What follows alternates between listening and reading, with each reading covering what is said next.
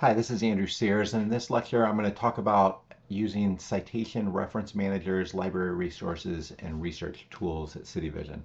Um, so at CityVision, we strongly recommend that you use Zotero for your reference and citation manager. So what are reference and citation managers?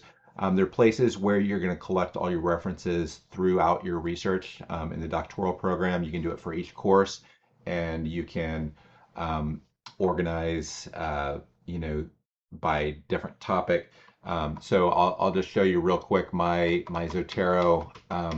So you can see in my Zotero, so I have a lot of different um, areas. As I've been designing the doctoral program, I've added different, references for the different books in the course, and I would recommend you set up something similar, that you would create a, these are called collections or folders, but and you create sub collections, and then you can add different references as you go through courses, and then as you have different topics. So you can see, for me, I've organized, this by both topics and by different domains. So in counseling, I have a lot of different counseling courses for City Vision, and ultimately you can use this similarly. Now, one of the main advantages of using a tool like this is you get everything here, and then you right click on it, and you say create bibliography from items, and then you can go APA 7 format, and then you can copy that and you can paste that directly into your bibliography. So that's one of the main things, but it also helps keep you organized throughout your doctoral program. So if you want to have a paid option, you can use EndNote, for, that's kind of the higher end. You're welcome to use that, but you're going to be kind of on your own in terms of training. It is honestly better than Zotero, so if you want to use that, you're welcome to use that. Okay, so I want to just give you an overview of CityVision's library resources. So CityVision has library resources, and we have a series of steps that you're going to go through. So, step one is you go through CityVision subscription libraries, and you can, click to get our username and password. If you're an existing student, then you would just go and you would log in, and then you get the username and password, and then with that, you're gonna then go to their website, and this is our library website, and then you log in, using that username and password. And then ultimately, most of what you're going to do is you're going to search here. So here I can put in gospel rescue missions as an example, and you can see, the various output that it, takes a minute to go through, but you can go through and see. Honestly, this isn't, and I'll talk about this later, but using peer-reviewed systems, there's not a whole lot of great resources for gospel rescue missions, as an example. So step one is, you could use City Vision's library resources. And if you have a public library, especially have a really good public library, I would strongly recommend that you find out how to, get access to their subscription journals. You could just type in your library name, subscription journal access or something, and search for that. So City Vision does have a pretty extensive library resources, but there are millions and millions of library resources, and we're not rich. Like if you're at a school like MIT, they probably have access to 95% of the journals out there, but they also probably spend 10 to $20 million a year to get all that access, and we just don't have the money for that. To do so, what you want to do is you want to install browser extensions to get free and open access. So the number one that we recommend is unpaywall. There's also the open access button for browser extensions, and then there's the OAMG or OAMG browser extension. You could install one or all three. But once you install this, the way it works is, you would go to their website, and you would go to get the extension, and then whatever browser it is, it's going to, add that in there. And so it's currently inactive. And then if I went to, Google Scholar, and we'll go through this later. So Google Scholar, if I went and then I typed in Gospel Rescue Missions and Google Scholar, um, and I could go to Soup, Soap, and Salvation under Project Muse, and then I click here and I click the unpaywall. Um, well, it looks like this actually isn't a good example. Let me see if I can find another one. Um, this one looks like that one's available. This book's, let me see if I can find another one that might be a good example. Faith, welfare. Let's just see if this one's available on paywall. It probably isn't, but it's always worth, pressing the, looking for that. And then, um,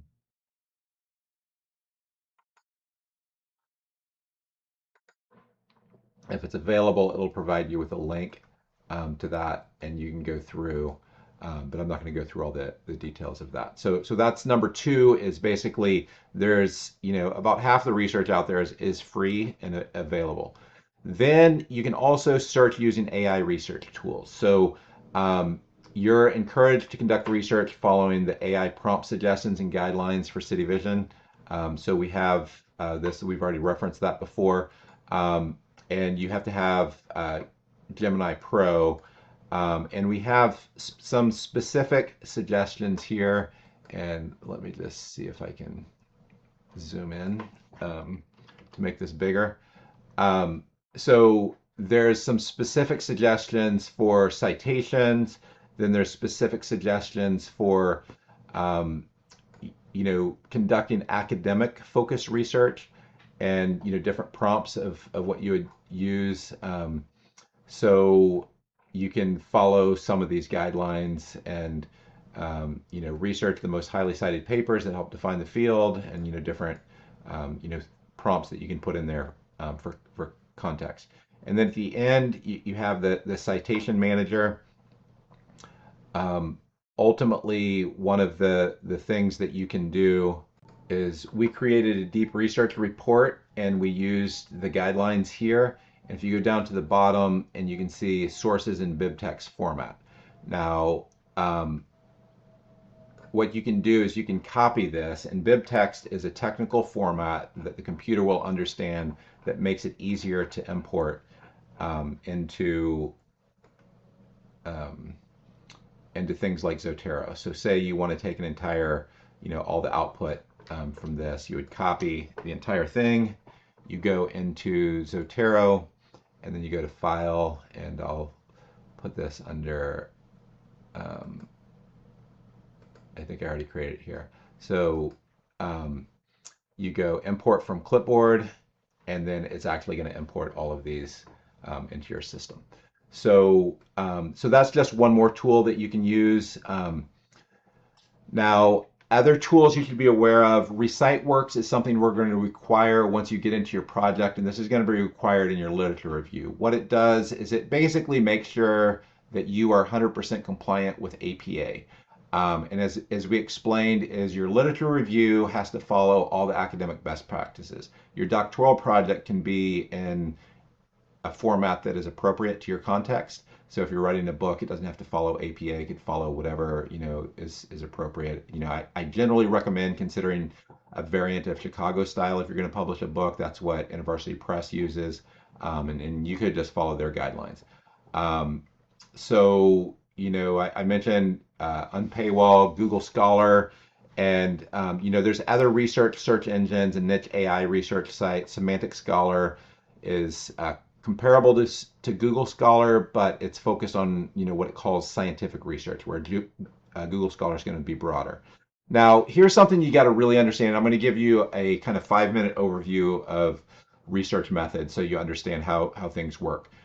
So in the general world, there's this level of evidence pyramid in research. And the idea is you're going to have these different tiers, and you have, okay, here's background information, expert opinion, and then you have case controlled studies, cohort controlled studies, and randomized controlled trials. Now, in fields like medicine and a lot of those, fields, that's considered, the gold standard. But the problem is most of you work in, Christian social services, and you can't do randomized controlled trials and with real people for ethical reasons, and it also is just too complicated for to do in most contexts. And ultimately, the idea is, if you can get, hundreds of randomized controlled trials, and then you get a really good systematic review, then that's how you can prove that things like smoking causes cancer, and things along those lines. And that the idea is this is the research pyramid, and this is how traditional research works. Now, I'm not going to go into all the limitations, but there are limitations on this. The main one is just randomized controlled trials are a tool, and they're a lens, and that lens can't be used for everything. Microscopes are amazing, telescopes are amazing, but I don't drive with microscopes or telescopes on my eyes. And it's kind of the same thing in real life. Is randomized controlled trials are amazing tools, but there's a lot of contexts they just don't fit. So the primary method we use at City Vision is what's called action research. So whenever you take a research methods course, we're going to talk about this. But the foundation is AI-based research. So you're going to be doing Google Deep Research, Notebook LM, values aligned organizational list, and you're going to have a research archive that you're collecting as you go. And then and a lot of this, the quality is not going to be as good as, say, many of the peer-reviewed articles and authoritative books and highly cited. So the whole traditional research pyramid largely goes into this component of our research pyramid. Now, here's what's important. Our research pyramid, because a lot of what you're going to be learning is tacit and implicit learning. A lot of times you're not just looking for randomized controlled trials, you're looking for model organizations and model documents. So if you want to write a strategic plan, what you need is 5 of the best strategic plans that fit your context so you could learn from them. And if you want to become like another organization, and it's you're always looking for a mentor or someone who's 2 steps ahead of you, you're looking for an organization that's 2 steps ahead of you. You want to try to replicate that. And then at the top is experts, interviews, and mentoring. And ultimately, you're looking for the top values aligned experts who are already doing what you aspire to do. So I love the story of John Maxwell. Whenever he said he was first starting out to be a leader, is he interviewed some of the top leaders in the world at the time, and he was just really bold, and he was just calling everyone, and he said, "I'll pay you $100 to give me an hour." And he met with some of the who's who and national leaders. That's the type of boldness, and find the top people, the top experts, and go out. Now, here's the key point. So say you want to build your organization from a $10 million to a $50 million. Well, what you need to do is you need to find someone who's already done that, who can, teach you that. And whenever you go to meet with them and say you're going to, interview them about their organization, you should probably have already spent 10 to 20 hours researching everything about their organization. Don't waste their time asking information that's already publicly available. What you want to do is you want to go there and try to figure out, okay, what are the key questions that you have, the key challenges that you're struggling with. I'll just use an example. One of our ministry partners is in San Francisco Bay Area, and their ministry is not, I would say, San Francisco's changed a lot. It's one of the most post-Christian cities in the country, and it needs to adapt to that. Now, there's a guy who was a leader of a rescue mission in Orange County, and he grew his mission from $800,000 to $30 million. And he established some of the most sophisticated ways to engage with post-Christian societies out there. So those 2 people need to get together, and he could learn more through that mentorship and by interviewing that expert than he could learn from any book, any sort of course that we would offer. So that's ultimately what you're looking for. Is you're trying to find who's the best in the world, how do you replicate them? And these are tools to help you get there, but that's a key part of that. Now, one of the things you have to understand also is the idea of the streetlight effect. And the streetlight effect is, there's someone out there and they're looking for their keys, and the person comes to them and they say, you lost your keys. Yeah, I lost them over there, but the light's better here. And a lot of times that's what's happening in social services and counseling is You're asking questions like, how should I live? And I'm not going to go into all the aspects of research methods, but there's a philosophical understanding of the scientific method that is what's typically called positivistic empirical naturalism. And that's a lens that's extremely helpful. That's just how science is done, but it has a very narrow scope where it applies. So ultimately, whenever you're asking questions, how should you live? What you need a broader lens. So, and that's what we're trying to do. Now, here, let me just use another example. So you got scientific and theological certainty. So, there's scientific certainty, and you can use things like the earth is not flat. The earth revolves around the sun. That's pretty much about as certain as you get.